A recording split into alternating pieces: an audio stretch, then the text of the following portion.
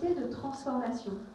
En fait, à la base, c'est quelqu'un qui a beaucoup d'angoisse, et soit il se fait prendre par ses angoisses et tirer vers le bas, comme Federer, ce qui après crée des colères, soit il utilise ses angoisses pour se dépasser, pour se transcender, pour devenir créateur. Et donc, ça montre quelqu'un qui a besoin de faire un travail sur lui-même. Et là, on voit, eh bien, c'est ce qu'a fait Federer. C'est-à-dire qu'au lieu de laisser ses angoisses prendre le pas sur lui et de le tirer vers le bas, eh bien, il s'est appuyé sur elles pour justement les dépasser, et ce qui l'a poussé à aller plus loin, ce qui a réveillé une force de dépassement. Mais ça montrait qu'il avait de toute façon, qu'il avait choisi de faire ce travail sur lui. Et ce qui est intéressant aussi, c'est que qu'est-ce qu'on voit dans son thème? Vous voyez, il y a des triangles. Vous voyez les triangles?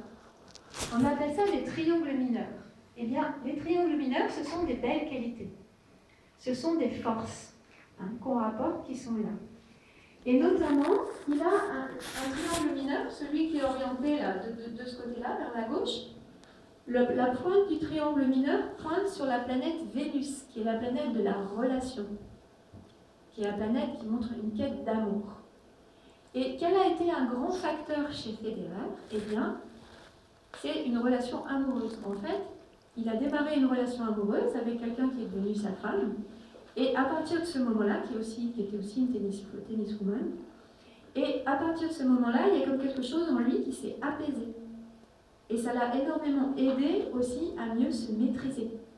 Justement parce que c'est quelqu'un qui porte de belles qualités relationnelles.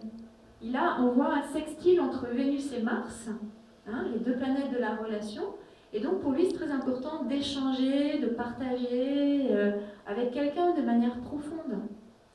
Donc, le fait de vivre comme ça une relation avec quelqu'un avec qui il peut vraiment partager, ça a contribué à son équilibre. Et donc ça, on le retrouve dans le sens où Vénus est à l'ascendant en Vierge, et la Vierge, c'est un signe de maîtrise de soi. Il y a une quête de maîtrise de soi. Et donc on voit que, justement, le fait de partager ce qu'il aimait avec quelqu'un qu'il aimait, c'est quelque chose qui l'a aidé à renforcer son cœur et qui l'a aidé à se maîtriser. Et puis, qu'est-ce qu'on voit d'autre? On voit un autre triangle. Et dans ce triangle, qu'est-ce qu'on y trouve? On y trouve un trigone entre le Soleil et Neptune. Un trigone, c'est une grande force. Le Soleil, c'est son identité. Et Neptune, c'est comme une force un peu spirituelle. C'est une inspiration, comme une dimension un peu de sublimation. Et il y a des journalistes du New York Times qui disaient qu'en fait, la manière de jouer de Federer, c'était quasiment religieux, qui faisait entrer dans une autre dimension. Et donc, ça montre quoi? Ça montre que justement, en se maîtrisant, en faisant tout ce travail sur lui-même, il a réussi à exprimer des forces beaucoup plus profondes. Par exemple, on le retrouve aussi, et ça va dans le sens de ce que disait Aurélien tout à l'heure, on a un homme très sensible, et c'est un grand champion. Ça peut paraître étrange. Donc avec une dimension très féminine. Il est très masculin, il est lion, très feu, et très féminin en même temps. On se dit, un sportif, a priori, il lui faut la pêche, la force et tout masculin. Et quand on regarde le jeu de Federer, qu'est-ce qui fait sa force? C'est qu'il a beaucoup d'énergie, le lion. Mais c'est sa sensibilité qui lui permet de savoir quand jouer, qui lui permet d'avoir comme une intuition, d'avoir justement des moments de grâce qui lui donnent ce jeu qui est d'une beauté exceptionnelle. Et justement, il a la capacité à associer la force et la souplesse, ce qui donne de la puissance, ce qui lui permet justement de tenir dans le temps en se fatiguant beaucoup moins. Et donc, quand on regarde son thème, on peut mieux comprendre les spécificités de son jeu de tennisman. Et notamment, il y avait encore un autre journaliste qui disait, voilà, quand on a l'impression que tout a été joué, qu'on ne peut rien faire d'autre, Federer a la capacité, le maestro, comme il l'appelle, à aller chercher quelque chose de complètement nouveau, de complètement original, auquel on ne s'attendait pas. Et ça, c'est typiquement l'aspect dont je vous parlais, le Soleil trigone à Neptune. C'est comme une inspiration à un moment. Il va sortir quelque chose de sa raquette et on ne s'y attendait pas du tout. Mais ça, c'est parce qu'il a fait tout ce travail sur lui-même. Et notamment, il a vraiment développé ce point réflexe de son bol dont je vous parlais. Il s'est trouvé une motivation, il s'est trouvé un but qui l'a poussé à comme canaliser sa sensibilité vers quelque chose de différent. Et les figures comme l'enclume et les triangles, Oui. Ils sont dessinés à partir de quoi? Je comprends pas bien ce dessin. Eh bien, en fait, les traits bleus et rouges représentent des écarts angulaires entre les planètes qui marquent des relations avec des caractéristiques particulières. Et du coup, on compare systématiquement certaines planètes particulières. Par exemple, Mars par rapport à Vénus. Parce qu'il l'a dans son thème, lui. Parce qu'en fait, Mars et Vénus sont reliés par un trait, ce qui fait qu'il y a une relation. Et donc, comme il a une relation harmonieuse entre Mars et Vénus, ça va montrer des qualités relationnelles. Et il y a des gens qui peuvent avoir une relation dynamique entre Mars et Vénus, donc ça va plutôt montrer des choses délicates au niveau relationnel, mais qui vont être des défis. Oui, à l'heure. Et puis c'est marqué par les distances entre les planètes. Voilà, donc ça s'apprend, c'est ce qu'on appelle les aspects. C'est expliqué, tout est expliqué donc, dans le livre, sinon si vous faites, il suffit de monter votre thème avec un logiciel, ça le calcule, mais vous pouvez aussi après apprendre à faire par vous-même. Voilà. En tout cas, c'est basé sur des relations et des écarts particuliers. Alors maintenant, je vais vous montrer un autre thème, puisque tu parlais du papillon, Aurélien. Madonna. Le thème de Madonna. Donc là, on change radicalement d'ambiance, si ce n'est que Madonna est aussi née sous le signe du lion. Le signe qui se connaît le moins.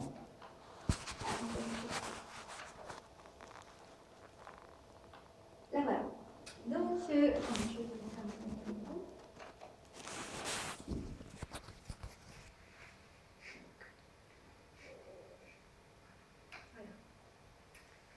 Alors, donc là, le thème de Madonna.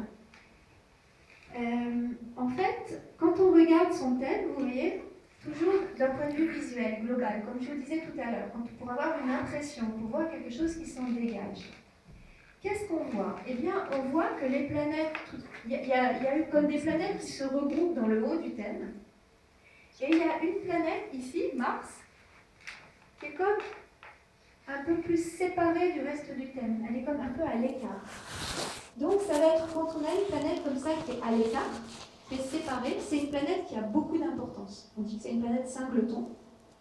C'est-à-dire qu'elle va comme concentrer une énergie particulière dans le thème et ça va être une motivation très forte pour la personne. Et justement, Mars, c'est l'affirmation, Mars, c'est la voix, enfin c'est la puissance. Et ce Mars, il se trouve dans le signe du taureau. Et le signe du taureau, c'est le signe de la voix. Donc pour une chanteuse de la puissance de Madonna, le fait qu'elle ait Mars en taureau, le taureau, ça représente le larynx. Eh bien, on voit des dons, des capacités qu'elle ramène par rapport au chant. Et on voit aussi que ce Mars en taureau qui est puissant, la Mars, c'est la combativité. Mars, c'est la force. Et Madonna, c'est quelqu'un qui est très combatif. Quand on regarde, on va plus loin, on approfondit notre regard, eh bien, on voit que ce thème montre un modèle qu'on appelle un modèle éventail. C'est-à-dire que, si ce n'est que le manche de l'éventail est un petit peu décalé, je vais vous le dessiner. Vous allez comprendre. Tout ça pour vous montrer qu'on a des images, mais bon, tous les thèmes ne sont pas non plus parfaits, mais toujours, tout a toujours un sens.